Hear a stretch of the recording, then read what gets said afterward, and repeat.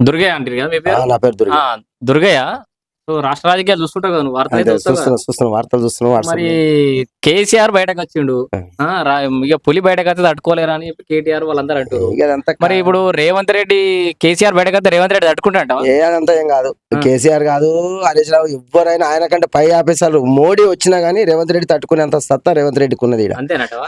ఇది ఇప్పుడు ప్రాజెక్టులు కట్టించినాము, ఇది కట్టించినాం, అది కట్టించడం అంటే అప్పుడు ఎప్పుడే అన్ని కాంగ్రెస్ ప్రభుత్వంలో అయినాయి ఇప్పుడు అవన్నీ. అంతేనా? కాకపోతే ఏంటంటే తెలంగాణ ఉద్యమంలో ఈయన కొంచెం బాగా పాల్గొన్నాడు కాబట్టి హ్మ్. ఒకసారి తెలంగాణ ఇచ్చి చూద్దాము అనే ఆలోచన మీద అప్పుడు సోనియమ్మ తెలంగాణ ప్రకటించింది కాబట్టి హ్మ్. దాంట్లో ఈయన మళ్ళా అప్పుడు నీ పార్టీలో ఉంటే నీకే నిలయం అయిపోతా అన్నాడు. తర్వాత వచ్చినాక అయితే రాజశేఖర రెడ్డి ఆయనకి ఏదో కర్మగాలి ఆయన చనిపోయింది కాబట్టి ఈయన జర తెలంగాణ డిక్లేర్ అవుట్లా హ్మ్. ఈయన ఇక ప్రాజెక్టులు నేను తెచ్చిన, ప్రాజెక్టులు కట్టించిన, కాలువలు తెచ్చిన, ఇవి తెచ్చిన అంటారు. అదంతా కాదు, అది కాంగ్రెస్ ప్రభుత్వం సెంటర్ నుంచి వచ్చింది అది. హ్మ్. ఇప్పుడు ఈడ సిద్దిపేట ఇప్పుడు మన ఆంధ్రప్రదేశ్ లో ఇప్పుడు ఈయననే కాదు, హ్మ్. ఉమ్మడి ఆంధ్రప్రదేశ్ ఉన్నప్పుడే హ్మ్. రాజశేఖర రెడ్డి ఫిర్యాదులనే హ్మ్.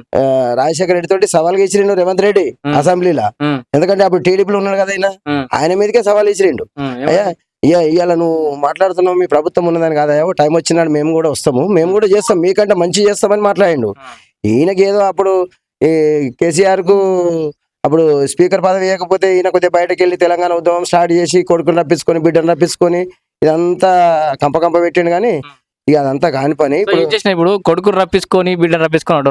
రప్పించుకుంటే వాళ్ళు కూడా కొట్లాడిర్రు కదా! మరి ఇప్పుడు వాళ్ళు. కొట్లాడిరు, వాళ్ళు ఏడ కొట్లాడిన అంత ప్రజలు కొట్లాడిన తర్వాత కదా వాళ్ళ కుటుంబం ఎవరు, వాళ్ళ కుటుంబం అంత మంచిగానే ఉన్నది. హ్మ్. ఇప్పుడు వేరే కుటుంబాలు వేరే జనాలే నాశనం వాళ్ళు అయిపోయారు. జనాల కోసం కొట్లాడతలేరంటావా? జనాల గురించి కొట్లాడుతారు, ఏం కొట్లాడుతారు, జనాల గురించి ఏసీల నుండి జనాల గురించి కొట్లాడుతారు, జనాలను రెచ్చగొట్టుకుంటా. ఇప్పుడు అంతేనా? వాళ్ళకి ఏమైనా అవుతున్నాయి, వాళ్ళ దెబ్బలు తాకుతున్నాయా, నోరు నొత్తుందా, వాళ్ళకి ఏం కాలు చేతులు గుంస్తున్నాయా, హ్మ్. ఇంట్లోనే ఉంటారు, ఏసీలలో వండుకుంటా మాట్లాడుతారు జనాల గురించి. అంతేనా? మాది మాకే, ఇది ఏంటంటే మాది మాకు పెట్టుడే.